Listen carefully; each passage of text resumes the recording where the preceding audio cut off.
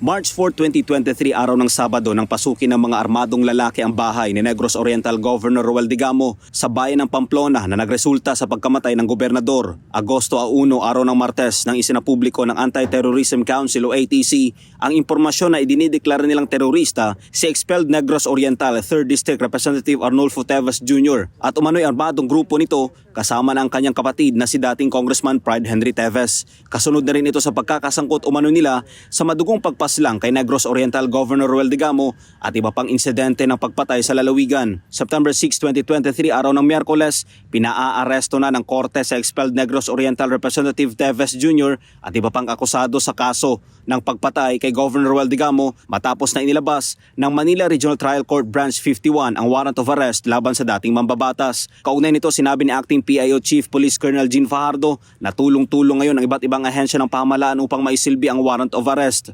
Hindi lang po yung Philippine National Police ang nag-exert po ng effort para mahuli po not only Congressman Teves but the other co-accused including yung ating National Bureau of Investigation ay nagtumutulong din po. So yung mga ahensya po ng gobyerno ay magtutulong-tulong po para masiguro po na may implement po natin itong warrants of arrest issued by the court po. Dahil sa nasabing warrant of arrest, gumawa na rin anya ng tracker team ang mga otoridad upang matunton hindi lang si Teves Jr. kundi maging iba pang kasamahan nito.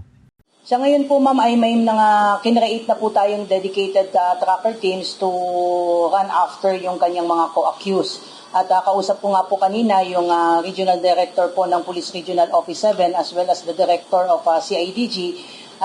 They are pursuing and exerting best efforts to locate the whereabouts po ng other co-accused. Inamin naman na tagapagsalita ng PNP na malaking hamon anya para sa kanila kung walang extradition treaty sa bansang kinaroroonan ng dating mambabatas. Sa ngayon kasi ay nasa labas ng bansa nagtatago si Teves Jr. ngunit nakikipag-unayan rin anya ang PNP sa International Police at sa iba't ibang ahensya ng pamahalaan gaya ng DOJ upang maisilbi ang warrant of arrest at maibalik na dito sa bansa si Teves.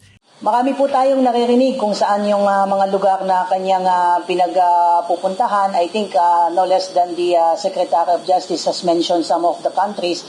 Like I said earlier, we are closely coordinating with the Department of Justice to really pursue this case. And hindi lang naman ang Philippine National Police ang gagalaw po dito. We have to understand, we have to go through the diplomatic channel kung kinakailangan dahil nga wala nga po tayong, I understand, wala po tayong extradition treaties dito sa mga bansa na posibleng kinaroroonan po ni Congressman Teves. Matatandaan na humingi ng asylum si Teves sa bansang Timor-Leste, ngunit ito'y tinanggihan ng nasabing bansa.